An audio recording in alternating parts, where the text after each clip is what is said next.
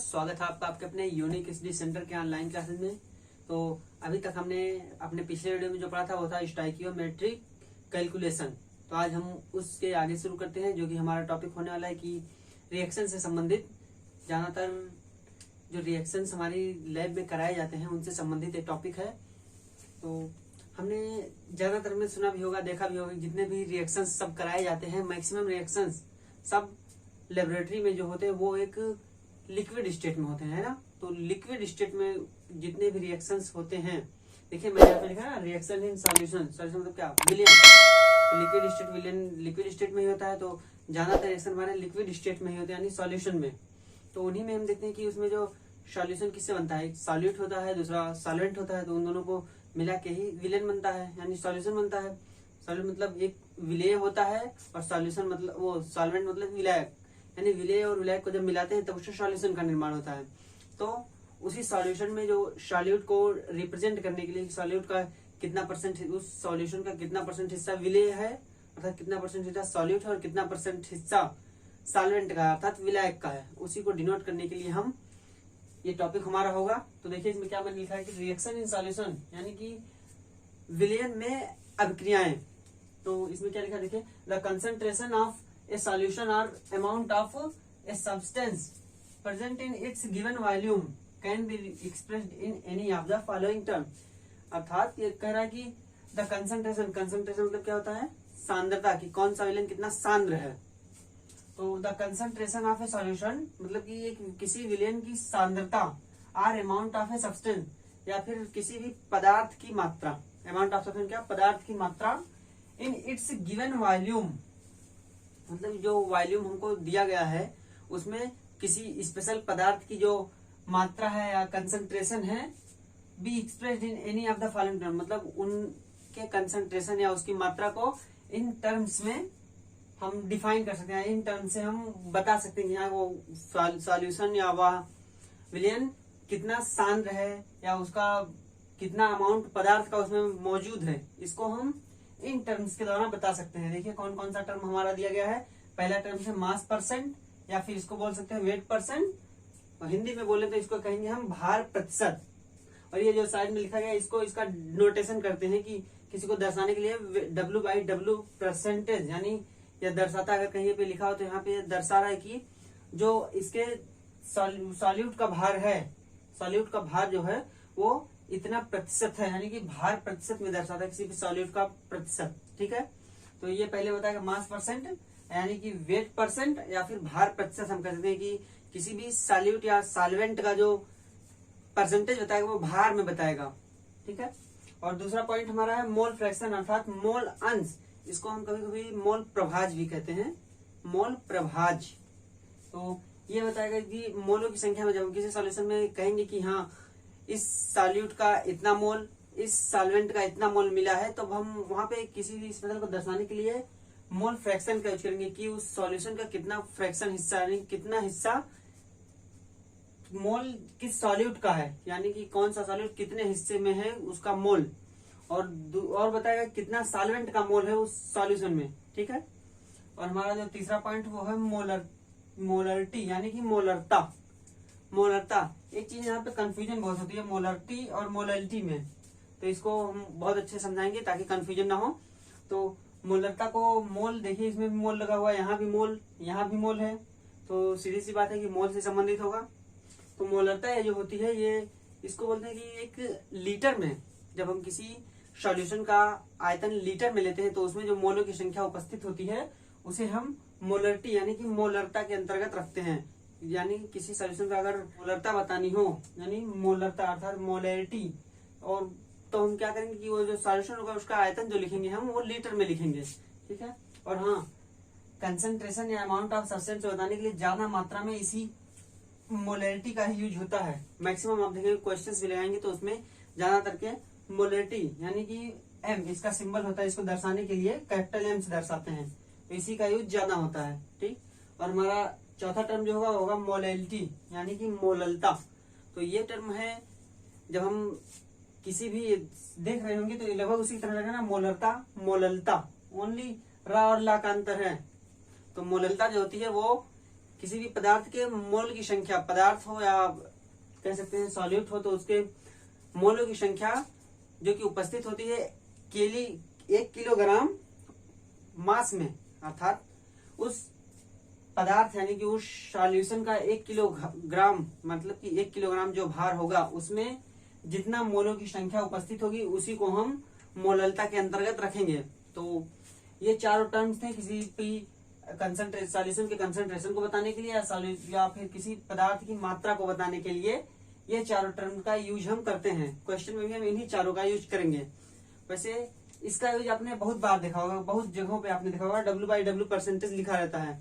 जहां तक अगर आपके यहाँ पे खेती होती है, भाई हमारा भारत देश कृषि प्रधान देश है, तो जरूरी है कि हो सकता है कि सभी के यहाँ खेती हो, ऐसा भी हो सकता है कि ना भी खेती हो, लेकिन जिसके यहाँ खेती होती होगी तो उसमें जो इंसेक्टिसाइड्स या पेस्टिसाइड्स के यूज किए जाते हैं, यानी कि कीटनाशक और बोले तो वीड नाशक यानी कि खरपतवार नाशक, इन सबके यूज होते हैं। तो उसमें आप जब कंपोजिशन में देखेंगे कि उसके कंपोजिशन में कौन कौन से कंपोनेंट हैं, तो उसमें आपको ज्यादातर करके W/W परसेंटेज मिलेगा।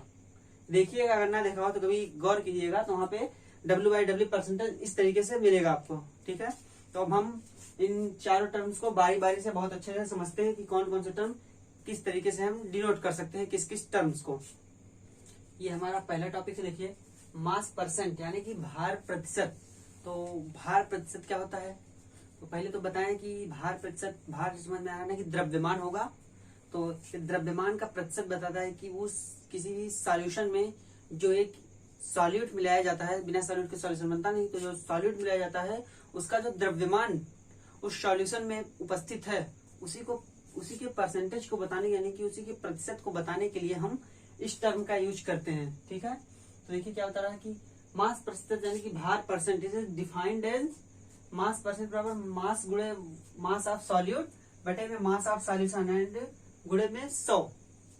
अर्थात हम कह सकते हैं कि जो मास प्रतिशत होता है किसी भी सॉल्यूट का, वो डिफाइंड होता है कि मास ऑफ सॉल्यूट गुणे 100 और बटे में मास ऑफ सॉल्यूशन, यानी कि देखिए यहाँ पे लिखा गया भार प्रतिशत और विलेय का द्रव्यमान गुणे 100 और बटे में विलयन का द्रव्यमान, है ना। तो इसी फार्मूले के थ्रू, मतलब कि इसी फार्मूले का यूज करके हम किसी भी सॉल्यूशन में जो सॉल्यूट उसका होता है उसका भार प्रतिशत यानी कि मास परसेंटेज निकाल सकते हैं। ठीक है, किसी भी सॉल्यूशन हो तो उसमें अगर हमें उसका सॉल्यूट का अर्थात विलेय का भार प्रतिशत यानी कि मास परसेंटेज निकालना हुआ तो उसके लिए हम इसी सॉल्यूशन का यूज करेंगे, इसी फार्मूले का यूज करेंगे। देखिए इसी फार्मूले से हम निकाल सकते हैं, चाहे किसी भी सॉल्यूट का निकालना हो, हमें किसी भी सॉल्यूशन में इसी से निकालेंगे। अब हम इस पे एक क्वेश्चन लगाते हैं ताकि आपको इसका यूज अच्छे से समझ में आए। तो देखते हैं हम अपना क्वेश्चन। तो ये हमारा क्वेश्चन है मास परसेंटेज वाला। तो देखिए क्या दिया गया है, a solution is prepared by adding 10 gram of a substance A to 50 gram of water. अर्थात कह रहे कि एक सॉल्यूशन बनाया गया है, यानी एक सॉल्यूशन एक विलयन बनाया गया है जिसमें 10 ग्राम ऑफ ए सब्सटेंस ए, मतलब कि कोई पदार्थ ए है जिसको यहाँ पे डिनोट किया गया है ए से, तो उसका ए सब्सटेंस का 10 ग्राम लेके टू 50 ग्राम ऑफ वाटर और 50 ग्राम जल, यानी कि सब्सटेंस जो ए माना गया उसका 10 ग्राम और जल 50 ग्राम मिलाया गया है जिससे सॉल्यूशन बना है। तो कह क्या रहा है, calculate mass percent of solute, मतलब कि ये जो सब्सटेंस ए दिखाया गया है इसी को हम सॉल्यूट मानेंगे क्योंकि इसकी मात्रा कम है ना 10 ग्राम। तो यही कह रहा है कि मास परसेंट ऑफ सॉल्यूट, मतलब यही जो 10 ग्राम ऑफ सब्सटेंस मिलाया गया है इसी का हमको मास प्रतिशत ज्ञात करना है, किसमें, सॉल्यूशन में। तो देखते हैं हम इसके लिए किस तरीके से हम इसको लगाते हैं। तो सबसे पहले तो हम क्या फार्मूला हमने पढ़ा है, तो जो कि मास परसेंटेज का, देखिए हमने फार्मूला पढ़ा है मास परसेंटेज बराबर क्या पढ़ा, मास ऑफ सॉल्यूट, है ना, मास ऑफ सॉल्यूट गुणे में 100 यानी कि 100 बटे में क्या, mass of solution, mass of solution. तो देखिए हम इसको लगाते हैं, मास ऑफ सॉल्यूशन हमको दिया गया कितना, देखिए सब्सटेंस है ए का मास कितना है 10 ग्राम, ए का मास हो गया 10 ग्राम बटे में क्या, मास ऑफ सॉल्यूशन। तो सॉल्यूशन में हमको किस किस का मास लिखना है, देखिए सबसे पहले तो सॉल्यूट का मास जो कि दिया गया है 10 ग्राम, और फिर दूसरे नंबर पे हमारे पास सॉल्वेंट का मास जो कि 50 ग्राम दिया गया है। तो हम दोनों को जोड़ के लिखेंगे तभी तो विलेन होगा, क्योंकि भाई जब कोई सॉल्यूशन मिलेगा दो लोगों के जुड़ने से तो हम दोनों का मास लिखेंगे, तभी तो हम लिख सकते हैं कि हाँ दोनों का मास लिखेंगे तभी तो सॉल्यूशन का मास होगा। जैसे अगर मान लीजिए हमको इसका मास निकालना हो, इसका एक कैप अलग कर दें और ये अलग कर दें, तो अगर जब सॉल्यूशन बनेगा मतलब कि इसको हम जोड़ के बनाएंगे, तो अब हमें मास निकालना हुआ तो हम दोनों को एक साथ रखेंगे ना, मतलब कि इसका मास अलग और इसका मास अलग, दोनों को जोड़ेंगे तब इस कंपाउंड मतलब कि ये जो मिल के बना है इसका मास निकलेगा। ठीक इसी तरीके से मास ऑफ सॉल्यूट हम लिखेंगे 10 ग्राम, फिर मास ऑफ सॉल्यूशन के लिए सॉल्यूट और सॉल्वेंट को मिलाएंगे तब मास ऑफ सॉल्यूशन बनेगा ना। तो इसमें सॉल्यूट का मास 10 ग्राम और सॉल्वेंट का मास दिया गया है 50 ग्राम, तो हम दोनों का यहाँ पे जोड़ के लिखेंगे। देखिए 10 ग्राम प्लस 50 ग्राम, और फिर क्या किया गया है, गुणा किया गया है 100 से, गुणे 100।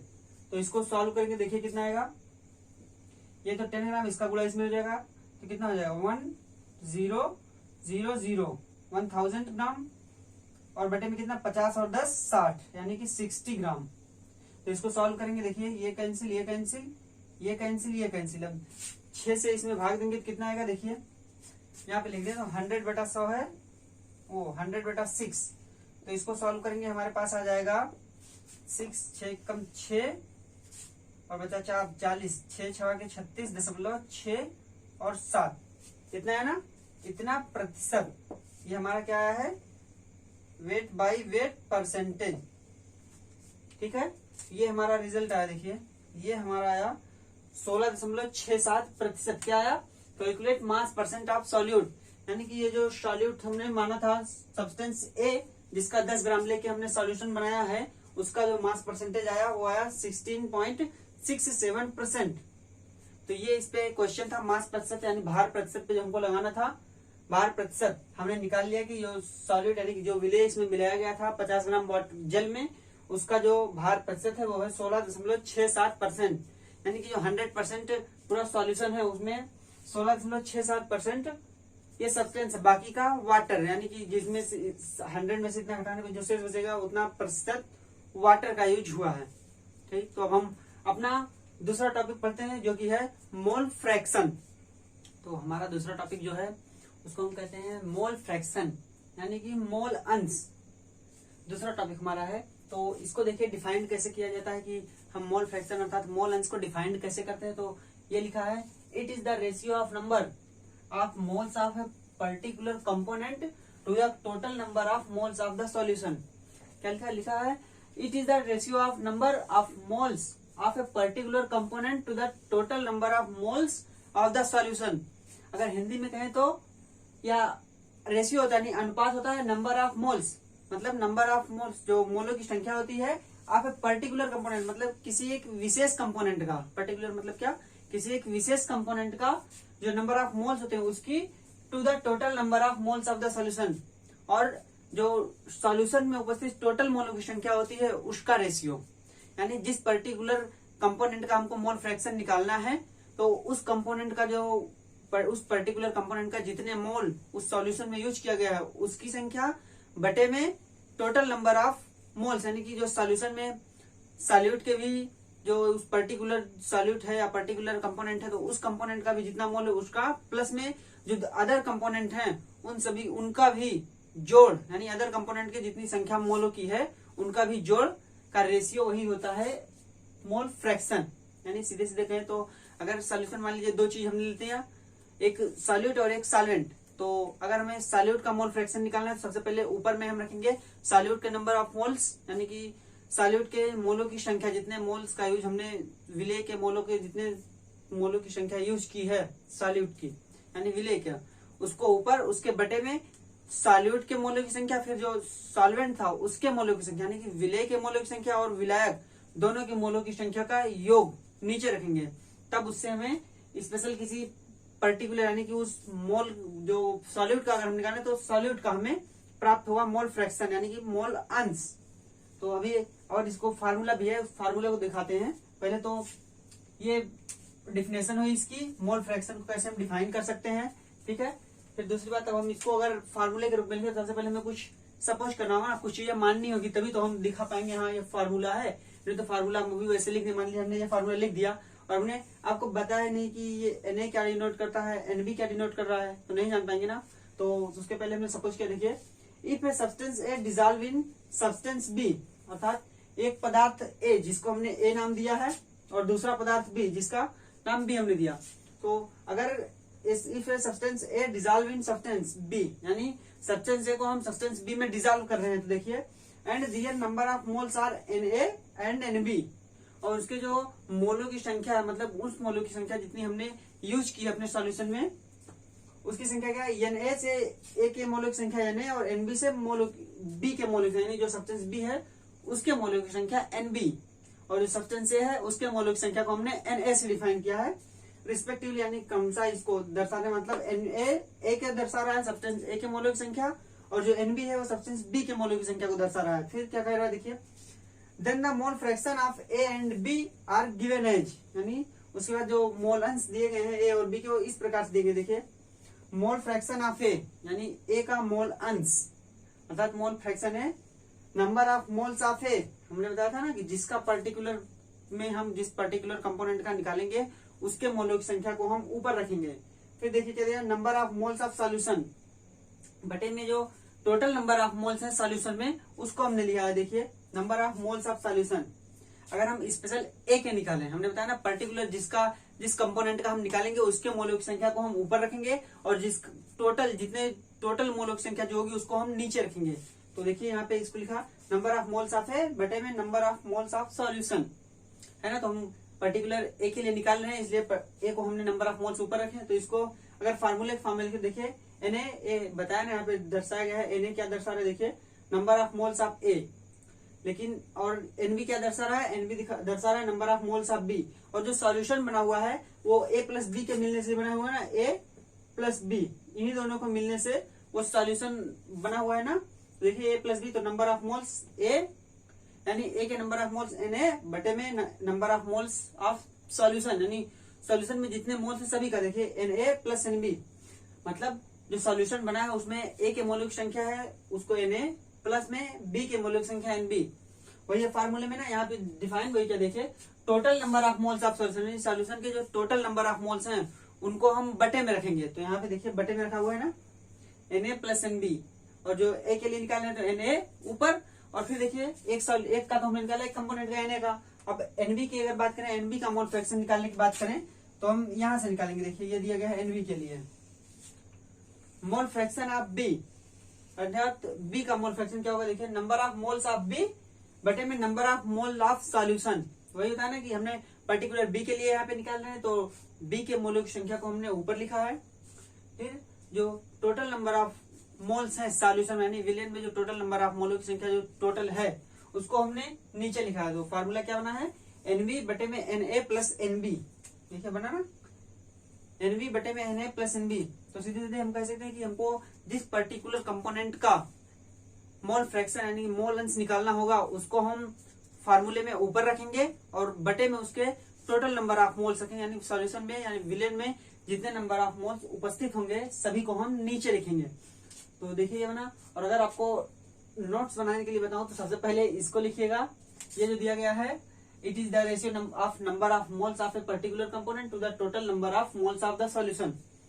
सबसे पहले इसको लिखिएगा, फिर उसके बाद यहां से आप इधर आइएगा, यहां से तब इधर आइएगा, इसको लिखिएगा एकदम क्रमबद्ध तरीके से ताकि नोट्स आपका अच्छे से रहे, क्रमबद्ध तरीके से बना रहे। तब इसको लिखिएगा जहाँ पे हमने सपोज किया इनको माना है क्या क्या कैसे दर्शाते हैं, यहाँ से लिखने के बाद तब इधर जाइएगा, ठीक है। तो इससे आपका नोट्स एक क्रमबद्ध तरीके से रहेगा, नहीं तो भी आगे पीछे हो जाता ऊपर नीचे, तो इससे आपका क्रमबद्ध तरीके से रहेगा, ठीक। तो अब हम अपना अगला टॉपिक देखते हैं कि तो हमारा अगला टॉपिक जो है वो मोलरता यानी कि मोलरिटी। तो मोलरिटी मोलरता, तो देखिए इसको कैसे डिफाइन करते हैं, है ना। तो the number of moles of solute in 1 litre of the solution, देखिए it is defined as the number of moles of solute in 1 litre of the solution. इस पॉइंट को क्लियर कर लीजिएगा, 1 litre of the solution. Litre में हम किसको नापते हैं, सबसे पहले तो वॉल्यूम, है ना, यानी आयतन को हम लीटर में नापते हैं। तो ये मोलों की संख्या सॉल्यूट के मोलों की संख्या बताएगा, यानी विलेय के मोलों की संख्या बताएगा किसमें, सॉल्यूशन के 1 लीटर आयतन में। देखिए लिखा ना, the number of moles of solute in 1 litre of the solution. यानी हम कह सकते हैं कि मोलो, ये जो मोलरता होती है वो बताती है मोलों की संख्या किसी सॉल्यूट के, यानी किसी सॉल्यूट के मोलों की संख्या बताती है कब, जब उस सॉल्यूट के जो सॉल्यूशन है वो लीटर में लिया जाए, 1 लीटर में, ठीक है। यानी कह सकते हैं कि उस किसी सॉल्यूशन के 1 लीटर में उपस्थित सॉल्यूट के मोलों की संख्या को मोलरता कहते हैं। हो सकता वो समझ में आया होगा आपको कि किसी भी सॉल्यूशन अगर कहीं भी मोलरता लिखी हुई है तो ये जान लीजिए कि उसका जो विलेय है, यानी जो सॉल्यूट है वो उसकी मात्रा लिखी गई किसमें, 1 लीटर आयतन में, विलियन के, यानी विलियन के 1 लीटर आयतन में सॉल्यूट की मात्रा बताई गई है कि सॉल्यूट की संख्या कितनी है। नंबर ऑफ मोल्स यानी सॉल्यूट के मोलों की संख्या कितनी है वो 1 लीटर आयतन में, उसको बताती है मोलरता। इसका जो फार्मूला है इसको हम डिनोट करते हैं कैपिटल एम से, यानी कहीं भी किसी भी चीज के पीछे अगर मान लिया ये 5 लिखा और अगर कैपिटल एम लिख दिया जाए तो इसका मतलब यही होगा कि ये 5 मोलरता, यानी 5 मोलरता को दर्शा रहा है कि जो सॉल्यूशन है उसकी मोलरता, यानी उसके 1 लीटर में मोलों की संख्या, सॉल्यूट के मोलों की संख्या 5 है।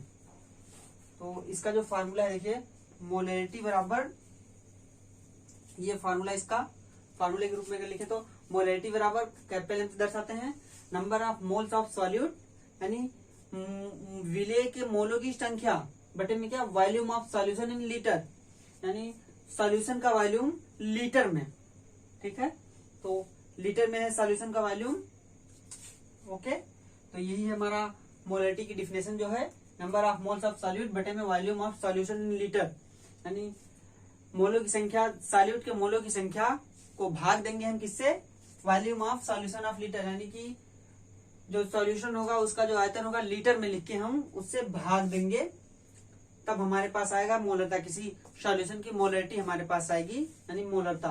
तो हम इसको एक थोड़ा सा एग्जांपल लेके समझते हैं तो आपको और अच्छे से समझ में आएगा कि मोलरता को हम डिफाइन कैसे करते हैं, मोलरता को हम कई किससे हम मोलरता से समझ क्या सकते हैं, ठीक है। तो एक हम एग्जाम्पल लेके बताते हैं आपको। तो मोलरता को समझने के लिए हम एक एग्जाम्पल लेते हैं। मान लीजिए कि हमारे पास कोई सॉल्यूशन दिया गया है, कोई भी सॉल्यूशन, वहां पे 1m लिखा हुआ है, ठीक है। 1m solution of a substance, मतलब कि 1m solution of a substance,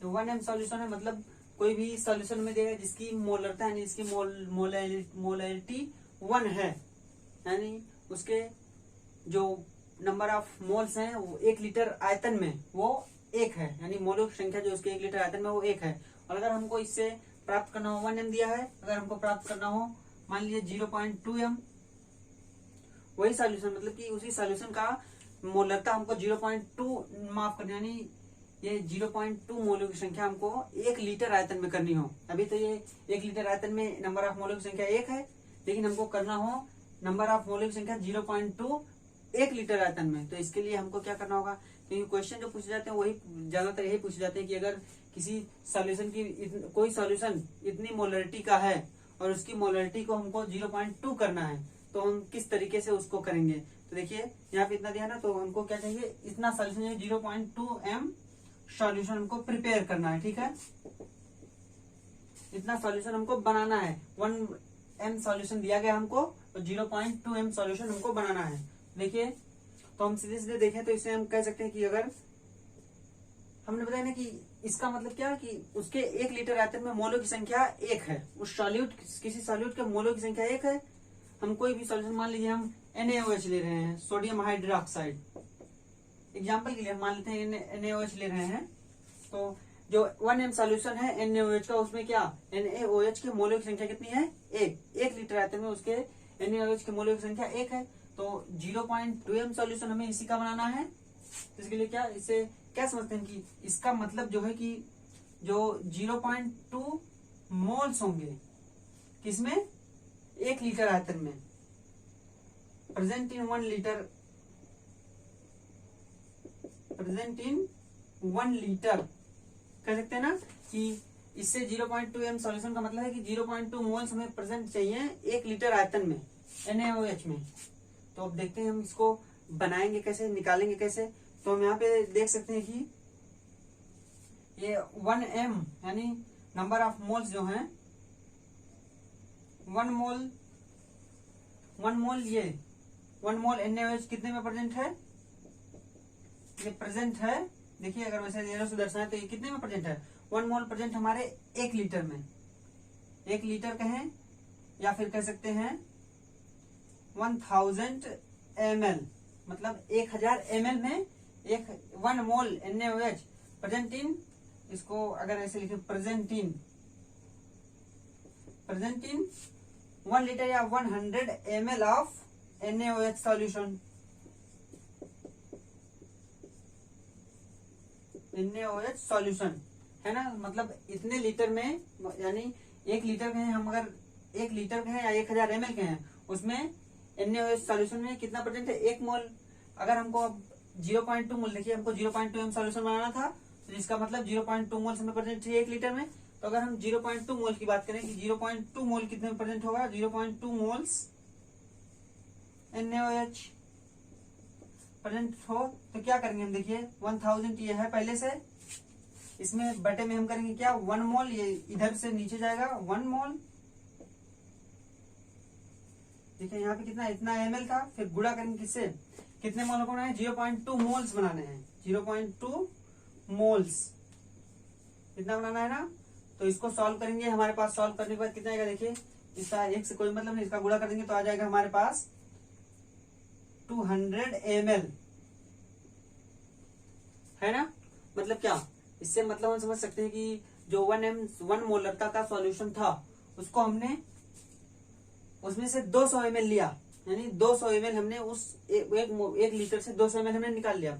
उस 1 m सॉल्यूशन का मतलब क्या था कि 1 मोलर, उसका 1 मोल उस पूरे 1 लीटर आयतन में, 1 मोल क्या है, मोल मतलब अणुओं की संख्या कह सकते हैं ना। तो वो उसके 1 मोल मतलब कि NaOH के 1 मोल में जितने अणुओं की संख्या है वो सॉल्यूशन के 1 लीटर आयतन में इधर उधर विभाजित है, मतलब कि एक जगह पे तो है नहीं, उस पूरे 1 लीटर सॉल्यूशन में है जगह, यहाँ पे उसके अणु फैले हुए हैं जिसकी संख्या 1 मोल है। 1 मोल में कितनी संख्या होती है, 6.022 क्रॉस 10 की पावर 23 अणु होते हैं ना। तो उतना हमने, फिर हमें क्या प्राप्त किया, देखिए कि जो 0.2 मोल अणु होंगे, 0.2 मोल NaOH के अणु होंगे, कितने में होंगे, 200 ml में। मतलब उस 1 लीटर आयतन से अगर हम 200 ml आयतन निकाल लेते हैं, तब उस 200 ml आयतन में हमें जो NaOH के अणुओं की संख्या मिलेगी वो कितनी, 0.2 मोल। अब हमारे पास देखिए आ गया क्या, हमारे पास आ गया, अगर इसको मिटाएं तो हमारे पास क्या आया है, ये 200 ml आया है, किसका, 200 ml में उपस्थित है 0.2 मोल। अभी तो ये मोलरिटी बनी है 0.2 m, तो बनाना नहीं, हमको बनाना क्या है, देखिए हमको बनाना है 0.2 m ऑफ NaOH, है ना। ये हमको बनाना है, मतलब 0.2 मोलरिटी का हमको बनाना है। लेकिन अभी ये 200 ml में 0.2 मोल उपस्थित है। अब हमको क्या करना होगा कि ये आयतन जो 1 लीटर बन जाए और ये चेंजिंग ना हो, मतलब तभी तो हम कहेंगे, जब 0.2 मोल की संख्या 1 लीटर में होगी तभी तो हम कहेंगे कि वो जो सॉल्यूशन है वो 0.2 m है, यानी उसकी मोलरिटी 0.2 है। तो इसके लिए हमको क्या करना होगा, इसमें और कौन सी चीज है, इसमें ये है और फिर दूसरा NaOH और इसका सॉल्यूशन में यानी वाटर है। तो हम क्या करेंगे इसके लिए कि हमारा इसके मोलों की संख्या ना चेंज हो और ये 1000 ml हो जाए, 1000 ml हो जाए। तो इसके लिए क्या करना होगा, हमें इसमें हम वाटर ऐड करेंगे। वाटर जरूरत के अनुसार, अगर ये 200 ml है तो हमको 1000 ml बनाने के लिए क्या करना होगा, इसमें प्लस 800 ml मिलाना पड़ेगा वाटर ना। 800 ml हमने वाटर मिलाया, 800 ml वाटर यानी 800 ml वाटर मिला के 800 मिलीलीटर वाटर मिला करके, तो हमारा ये वॉल्यूम कितना हो जाएगा, 100 ml। लेकिन जो इसकी संख्या होगी वो कितनी, इतनी रहेगी ना, 0.2 मोल्स, है ना, क्योंकि हमने चेंजिंग किसमें की, सिर्फ इसमें, और ये 0.2 मोल NaOH था।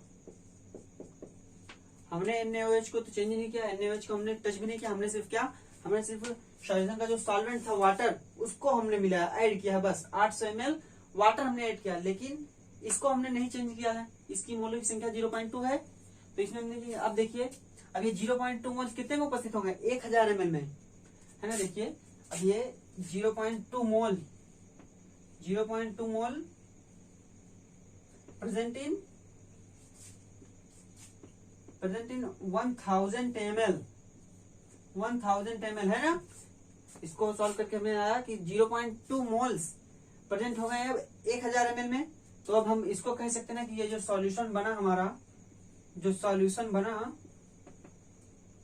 सॉल्यूशन इज 0.2 m, कह सकते हैं कि 0.2 m का, यानी देखिए बन गया ना 0.2 m, अर्थात उसके 1 लीटर में मोलों की संख्या 0.2 m हमने कर दी। अभी तक वो संख्या 1 मोल थी, यानी 1 m सॉल्यूशन था ना, मतलब उसके 1 लीटर आयतन में 1 मोलों की संख्या 1 थी। लेकिन अब इस समय जो मोलों की संख्या है उसके 1 लीटर आयतन में वो है 0.2, है ना। तो यही था मोलरता में हमने ये देखा। अब इसमें हम एक क्वेश्चन लगा लेते हैं, छोटा सा क्वेश्चन दिया गया है, उसको हम लगा लेते हैं। कौन सा क्वेश्चन है हमारा, तो हमारा क्वेश्चन देखिए, calculate the molarity of NaOH in the solution prepared by dissolving its 4 gram, देखिएगा 4 gram, its 4 gram in enough water to form 250 ml of the solution. Question कह रहा है कि ज्ञात कीजिए मोलरिटी, यानी मोलरता ज्ञात कीजिए NaOH की इन द सॉल्यूशन, जो कि सॉल्यूशन है प्रिपेयर्ड बाय डिसॉल्विंग इट्स 4 ग्राम, मतलब कि NaOH का 4 ग्राम मिलाने से, एनफ वाटर यानी पर्याप्त मात्रा में जल को लेकर उसमें 4 ग्राम NaOH मिलाने से उसका 250 ml ऑफ द सॉल्यूशन, मतलब कि 250 ml बन रहा है, यानी 250 मिलीलीटर सॉल्यूशन तैयार हो रहा है उसका 4 ग्राम मिलाने से। ठीक है, इतनी वाटर हमें लेना है कि 4 ग्राम उसमें वाटर लिया जा रहा है, जिसमें 4 ग्राम NaOH को मिलाया जाता है, जिससे 250 ml सॉल्यूशन प्राप्त होता है। अब हमें इसका मोलरता ज्ञात करनी है, इसकी मोलरिटी ज्ञात करनी है। तो मोलरिटी की परिभाषा वो बोलते हैं, सूत्र क्या है, देखिए मोलरिटी का जो सूत्र है, मोलरिटी यानी कि कैपिटल M, इसका फॉर्मूला क्या है, number of moles of solute, solute में क्या है NaOH ना, देखिए number of moles of solute,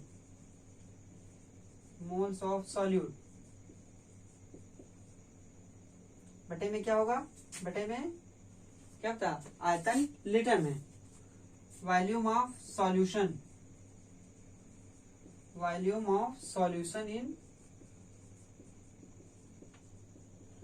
in litre.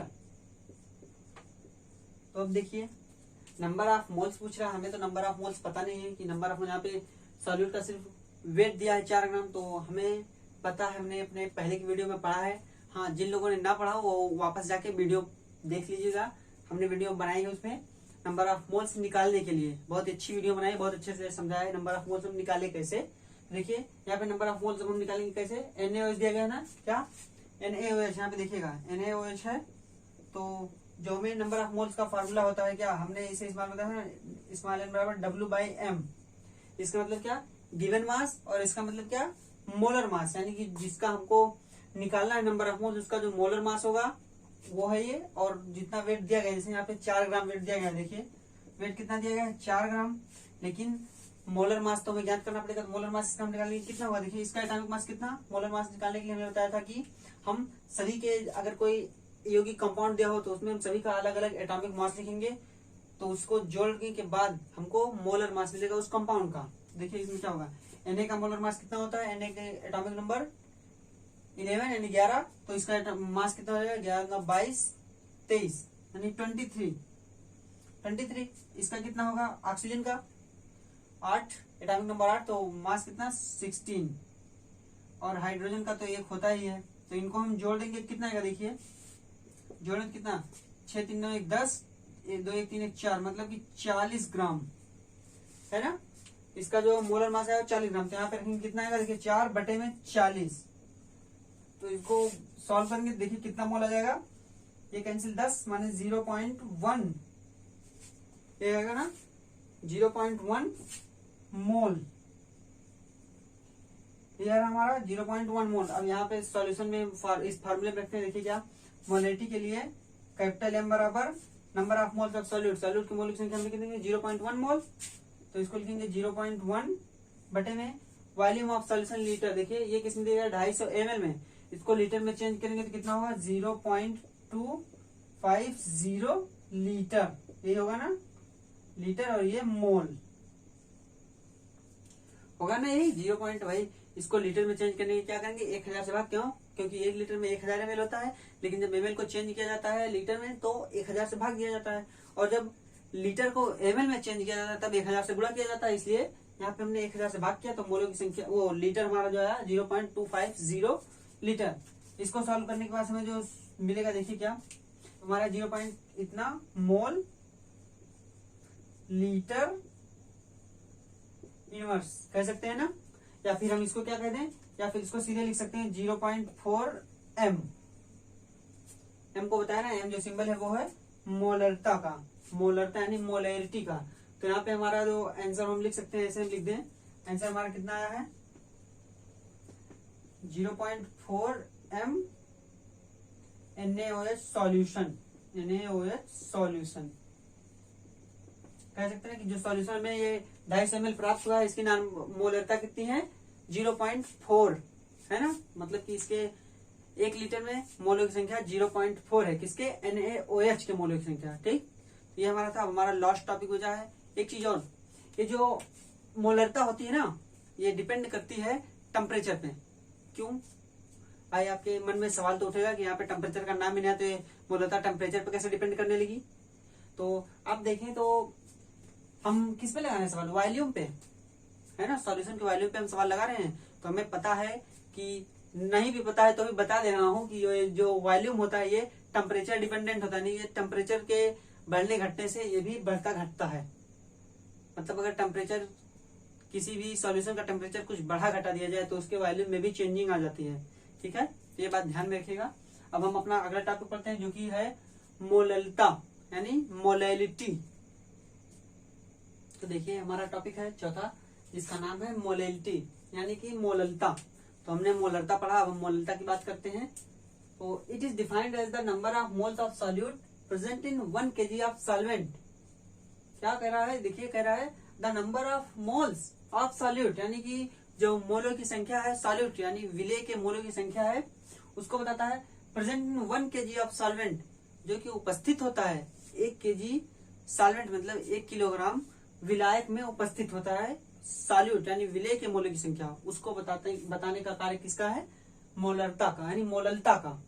तो मोललता क्या कर रहा है, it is defined as the number of moles of solute present in 1 kg of solvent, present in 1 kg of solvent. अगर हिंदी में सीधे सीधे बात करें तो कह रहा है कि ये मोलों की संख्या बता रहा है कि मोलों की संख्या विलेय के मोलों की संख्या जो कि उपस्थित होती है 1 किलोग्राम विलायक में, है ना। तो क्या विलेय के मोलों की संख्या जो कि 1 किलोग्राम विलायक में उपस्थित होती है उसको बताने का कार्य किसका है, मोललता का। ठीक, तो it is denoted by small M. अभी हमने मोलरता को दर्शाया था कैपिटल एम से, लेकिन मोललता को हम दर्शाएंगे स्मॉल एम से, जो कि यहाँ पे दिखाई देखिए स्मॉल एम से। इसके फार्मूले की बात करें तो ये बता रहा है मोलैलिटी यानी मोलैलिटी स्मॉल एम बराबर number of moles of solute, यानी इसको अगर हिंदी में कहें तो मोलों की संख्या किसके, विलेय के मोलों की संख्या बटे में mass of solvent in KG, और मास जो द्रव्यमान है सॉल्वेंट का केजी में हो यानी किलोग्राम में हो तो उसको बटे में रखेंगे। फिर इससे हम निकालेंगे मोलैलिटी, किसी भी सॉल्यूशन का किसी भी सॉल्यूट का हम मोलैलिटी निकालेंगे इसी फार्मूले से। ठीक है, क्या molality small M equal to यानी मोललता बराबर number of moles of solute बटे में mass of solvent in KG, यानी जो विलायक है उसका मास केजी में रखना है। यही डिफरेंस है मोललता और मोललता और मोलरता में, यानी मोलैलिटी और मोलैरिटी में। क्या कि वहां पे जो हमने लिया था बटे में सॉल्वेंट, वहां पे उसका वॉल्यूम लिया था हमने किसमें, लीटर में, लेकिन यहाँ पे हम सॉल्वेंट का लेंगे, वहां पे हमने सॉल्यूशन का वॉल्यूम लिया था, यहाँ पे हमने सॉल्वेंट का लिया है क्या, भार मास लिया है केजी में। ठीक है, तो यही डिफरेंस है केजी में और उसमें। और एक बात, हमने वहां पे मोललता को बताया था कि वो डिपेंड करती है टेम्परेचर पे, लेकिन ये मोललता टेम्परेचर पे नहीं डिपेंड करती। क्यों? हमने मोलैलिटी पढ़ी टेम्परेचर पे डिपेंड करती है, क्यों? क्योंकि वहां पे वॉल्यूम था, लेकिन यहाँ पे हम देख रहे हैं कि वॉल्यूम नहीं है, यहाँ पे मास का यूज हम कर रहे हैं ना। देखिए मास ऑफ सॉल्वेंट, मास और मास टेम्परेचर के बढ़ने या घटने से मास में कोई चेंजिंग नहीं होती। कितना भी आप टेम्परेचर बढ़ाइए घटाइए, किसी भी चीज का आप किसी भी चीज का टेम्परेचर कितना भी बढ़ाए घटाएंगे तो उससे उसके मास में चेंजिंग नहीं होगी, लेकिन उसके वॉल्यूम में, सॉल्यूशन के वॉल्यूम में चेंजिंग होगी, है ना। तो अब हम इस पे एक क्वेश्चन लगा लेते हैं जो कि बहुत ही बढ़िया, ताकि मोलरता आपको ज्ञात करना आ जाए, मोलरता और मोलरिटी में डिफरेंस आपको पता चल जाए, ठीक है। तो ये हमारा क्वेश्चन है, देखिए क्या, द डेंसिटी ऑफ 3m यानी 3 मोलर, मोलरता बोलेंगे 3 मोलरता solution of NaCl is 1.25 gram ml inverse, calculate the molarity of solution. मतलब दिया गया है कि NaCl का कोई सॉल्यूशन है जिसकी मोलरता 3 है और उसमें जो डेंसिटी उसकी है वो 1.25 ग्राम पर ml इनवर्स, डेंसिटी होती हुई है भार बटे आयतन, है ना। तो वही लिखा गया है, डेंसिटी उतनी है। तो calculate the molarity of solution, solution की मोलरिटी। तो हमें पहले देखते हैं कि हमको क्या दिया गया है। हमको सबसे पहले दिया गया है m दिया गया है ना, कैपिटल M बराबर कितना 3, ये 3 दिया है ना, कैपिटल 3, इसका जो वो होता है मोल लीटर इनवर्स, यही होता है ना, डायमेंशन इसकी होती है। उसके बाद हम क्या, अब हम देखें, हमको मोलरिटी हम निकालेंगे, मोलरिटी निकालेंगे यानी मोलरता जो निकालेंगे कैसे। सबसे पहले हम क्या फार्मूला इसका, सॉल्यूट के number of moles of solute. तो हमें सॉल्यूट इसमें NaCl ही है तो इसके मोल हमको निकालने हैं, कितना मोल है इसका। उसके बाद वॉल्यूम, वो हमको मास निकालना है पूरे सॉल्वेंट का, ठीक है। तो हम देखें, सबसे पहले हम मास निकालेंगे किसका, NaCl का, कि उस 1 लीटर वॉल्यूम में, इसका मतलब लीटर में है ना, तो इस 1 लीटर सॉल्यूशन में कितना इसका द्रव्यमान है, यानी कितना भार NaCl का यूज हुआ है। तो हम क्या लिखेंगे, mass of NaCl, mass of NaCl in 1 litre solution. तो कैसे निकालेंगे हम, मोलों की संख्या कितनी है 3, गुणा करेंगे किससे, इसके 1 का, जो 1 का भार होगा, यानी 1 का जो एटॉमिक मास या हम कहते हैं मोलर मास जो होगा, उसी का मोलर मास होगा, तभी तो हम निकालेंगे कि मोलर मास होता है 1 मोल में उपस्थित सभी अणुओं का मास, उसे मोलर मास कहते हैं ना। तो हम यहाँ पे 3 मोल दिया गया है, तो हम लीटर में निकालेंगे तो इसके मास कितना होगा। देखिए NaCl का अगर हम साइड में निकालें, NaCl, तो N सोडियम का कितना होता है एटॉमिक मास, सोडियम का होता है 23, होता तो 22 दशमलव कुछ है, लेकिन हम 23 लिख लेते हैं। प्लस क्लोरीन का कितना होता है 35.45 ऐसे होता है, तो हम 35.5 पूरा लिखते हैं, 35.5। तो इसको जोड़ेंगे कितना है, 5 3 8 और 3 2 5, माने 58.5, इतना आएगा ना, इतना ग्राम उसका मोलर मास है। तो हम इसको लिखेंगे, यहाँ पे गुणा करेंगे, देखिए 58.5 इतना, इसको गुणा करेंगे कितना आएगा, 3 5 15 के 5 हासिल हुआ 1, 3 8 24 25 के 5 हासिल 2 और 5 नहीं 15 2 17, माने कितना है, देखिए mass of NaCl in 1 litre 175.5 ग्राम भैया। अब क्या हमको निकालना है, हमें सॉल्यूशन का भी मास पता है, निकालना है ना, क्योंकि सॉल्वेंट जो है, अब हमें सॉल्वेंट का मास निकालना है। तो क्या करेंगे हम, देखिए सॉल्वेंट का भी निकलेगा कैसे, पहले सॉल्यूशन का मास निकालें, तब भी सॉल्यूशन के मास से इसको घटा देंगे क्योंकि ये सॉल्यूट का मास है, तो हमें सॉल्वेंट का मास आएगा। सबसे पहले क्या, mass of solution, mass of 1 litre solution कितना है, 1 लीटर है ना, 1 लीटर सॉल्यूशन। अब 1 लीटर सॉल्यूशन का मास कैसे निकलेगा, उसकी डेंसिटी तो इतनी दी गई है, तो जो फार्मूला होता है, देखिए यहाँ पे जो फार्मूला होता है, डेंसिटी बराबर क्या, मास बटे में वॉल्यूम, ये होता है ना। तो हमको कैसे निकलेगा मास, ये मास हमको ज्ञात करना है, तो मास बराबर डेंसिटी गुणे वॉल्यूम। तो डेंसिटी कितना दिया है, देखिए 1.25 ग्राम ml इनवर्स, और वॉल्यूम कितना होगा, 1 लीटर का 1000 ml होगा ना, 1000 ml, 1000 ml। तो ये कितना आ जाएगा, देखिए अभी यहाँ पे लिखते हैं सीधे 1.25 गुणे में 1000 इतना ml, तो कितना आएगा, देखिए बराबर करके हमारा जो मास आएगा, ml काटते हैं, ml नहीं, क्योंकि डेंसिटी में अभी यहाँ से ml और ml कैंसिल है, यहाँ पे सिर्फ भार बचेगा ना, तो ग्राम। तो कितना आएगा, देखिए 1250 ग्राम। ये क्या आया, ये आया हमारे जो सॉल्यूशन का भार था, है ना, क्या, हाँ सॉल्यूशन का भार आया हमारे ये अब हम आगे लगाते हैं इसको कि आगे हमको और क्या चीजें इसमें निकालनी है। देखिए 1250 ग्राम में सॉल्यूशन का भार मिला। अब हम सॉल्वेंट का भार निकालेंगे, क्योंकि फार्मूले के अनुसार हमको सॉल्वेंट का मास और सॉल्यूट का मास चाहिए। तो सॉल्यूट का मास हमारे पास आ चुका है, जो कि इतना दिखाएगा 175.5 ग्राम। अब हम सॉल्वेंट का मास निकालेंगे, तो mass of water in solution, देखिए mass of water in solution. क्या करना होगा उसके लिए, हमने बताया कि 1250 में से, क्योंकि टोटल जो सॉल्यूशन का भार है वो 1250 ग्राम, इसमें से हम घटाएंगे कितना 175.5 ग्राम, तो बराबर करके कितना आएगा, देखिए 1074.5 ग्राम कह सकते हैं ना, इतना बचा। तो मतलब हमारे पास जो सॉल्यूशन का वेट था वो इतना आया, और जो सॉल्वेंट का वेट आया वो आया 1074.5 ग्राम। अब हमको क्या निकालना है, हमको निकालना है नंबर, वो हमको मोलेलिटी निकालनी है। तो मोलेलिटी का जो फार्मूला होता है उसको हम रखते हैं कि मोलेलिटी निकालेंगे कैसे, इसको देखिए साफ कर देते हैं यहाँ पे। देखिए मोलेलिटी का फार्मूला क्या होता है, हम स्मॉल एम से दर्शाते हैं मोलेलिटी को।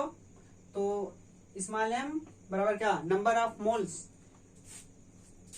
तो यहाँ पे हम लिखेंगे number of moles of solute,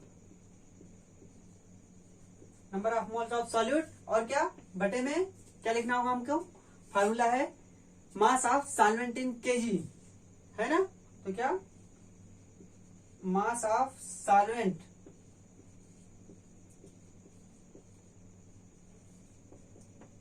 in KG. तो देखिए क्या क्या है, ये ग्राम में है, इसको केजी में बनाने के लिए क्या करेंगे, हम 1000 से भाग करेंगे, तो ये यहाँ पे आके लगे ना 1.074। देखिए नंबर ऑफ मोल सबसे पहले बताएं कितना है, सॉल्यूट का नंबर ऑफ मोल दिया गया है 3m। 3m क्या बता रहा है, तो 3 ही मोल हुए, तो बराबर कितना हुआ, देखिए बराबर करके 3 ये मोल हो गए। उसके बाद जो मास आया है कितना, देखिए 1074.5 ग्राम, लेकिन इसको हम केजी में बताया ना कि इसकी डिफिनेशन है, मोलेलिटी की डिफिनेशन केजी में है। तो कितना आएगा, देखिए 1.0745 केजी। तो इसको सॉल्व करने के बाद हमको कितना मिलेगा, देखिए 2.79, इसको हम लिख सकते हैं इतना मोल केजी इनवर्स, है ना, इतना लिखेंगे। देखिए यहाँ पे अगर लिख दूं साफ साफ, देखिए कितना आया है 2.79 मोल किलोग्राम इनवर्स। या फिर इसको हम सीधे सीधे लिखना चाहें तो इसको डिनोट किया जा सकता है 2.79 स्मॉल एम, ठीक है। ये इसकी जो मोलेलिटी आई सॉल्यूशन की वो इतनी आई 2.79 माने 2.79 एम स्मॉल एम, ठीक है। तो ये था मोलेलिटी निकालने के लिए, यानी मोललता निकालने के लिए सवाल था ये कि किस तरीके से हम किसी सॉल्यूशन किसी सॉल्यूट की मोललता निकालते हैं। एक बार फिर से देख लीजिए सवाल को। सबसे पहले हमें ये दिया गया था 3 मोलर सॉल्यूशन, यानी उसकी मोलरता 3 है, तो उसको हमको दिया गया था, और उसकी डेंसिटी दी गई थी 1.25 ग्राम पर ml। तो हमने सबसे पहले क्या निकाला, देखिए हमें m दिया गया था, मोलरता दी गई थी, तो हमने लिखा 3 मोल पर लीटर। फिर हमने क्या निकाला, mass of NaCl in 1 litre solution, क्योंकि जब तक हम NaCl का मास नहीं निकालते तब तक हमें सॉल्वेंट का मास तो आता नहीं, क्योंकि डेंसिटी वहां पे दी गई। तो हमने सबसे पहले निकाला, देखिए कैसे निकाला, 3 मोल था, 3 मोल गुड़े 58.5, ये 58.5 क्या है, हमने वहां पे निकाल के आपको बताया था 58.5 क्या है, इसका मास है। तो उससे हमने गुणा किया तो 3 मोल का मास आया 175.5 ग्राम, ठीक। फिर क्या किया हमने, फिर हमने सॉल्यूशन का मास निकाला, क्योंकि जब तक पूरे सॉल्यूशन का मास नहीं पता चलेगा तब तक इस सॉल्यूट का मास को उसमें से घटा नहीं पाएंगे। जब हमें सॉल्यूशन का मास पता चला तो वो भी कैसे पता चला, सॉल्यूशन की डेंसिटी दी गई है 1.25 ग्राम पर ml दी गई है। उसके बाद हमने उसमें आयतन से गुणा किया, 1000 से ml है, तो हमारे पास जो आया, देखिए मास ऑफ 1 लीटर सॉल्यूशन कितना आया 1250 ग्राम। अब उस 1250 ग्राम में से हमें सॉल्वेंट का मास चाहिए सिर्फ, तो हमने मास ऑफ वाटर ही सॉल्वेंट के रूप में यूज हुआ, तो मास हमने निकाला 1250 माइनस 175.5, मतलब ये सॉल्यूट का मास हमने घटा दिया, तो हमारे पास आया 1074.5 ग्राम, ये क्या आया सॉल्वेंट का मास। अब बात रही मोलेलिटी की कि हमको मोलेलिटी निकालना, मोललता, तो मोललता के लिए क्या फार्मूला लगाया हमने, number of moles of solute बटे में mass of solvent in KG. तो मोल्स की संख्या हमें पहले से दी गई है 3m, बताया ना 3m मतलब क्या, 3 मोल है कितने में, 1 लीटर आयतन में, तो वही हमने बताया। तो 3 मोल बटे में आयतन हमने भार को केजी में लिखा, देखिए केजी में लिखा इसलिए 1.0745 लिखा। इसको सॉल्व किया 2.79 मोल यानी 2.79 m आया हमारा, ये हमारी मोलल्ती आई यानी मोललता। ठीक है, तो ये हमारा आज का वीडियो था। आज के वीडियो में बस इतना ही। अब अगले वीडियो में वैसे तो ये देखा जाए तो ये चैप्टर हमारा फर्स्ट चैप्टर मानी फर्स्ट यूनिट जो कि था some basic concept of chemistry, ये समाप्त हो चुका है। लेकिन इसमें भी हम आपको एक वीडियो और बना के देंगे जो कि होगा बैलेंसिंग पे, यानी समीकरण को बैलेंस करना, क्योंकि कुछ लोगों को हो सकता है ना पता हो बैलेंसिंग करना, तो इसमें है तो हम एक वीडियो उस पर बनाएंगे कि समीकरण को हम कैसे बैलेंस करें। अगली वीडियो उसी पे होगी। तो अगर आपको ये वीडियो अच्छी लगी हो आज वाली तो आप इसको लाइक जरूर कीजिएगा। ठीक है, बस तो अभी तक के लिए आज के लिए धन्यवाद। अब मिलते हैं अपने अगले वीडियो में।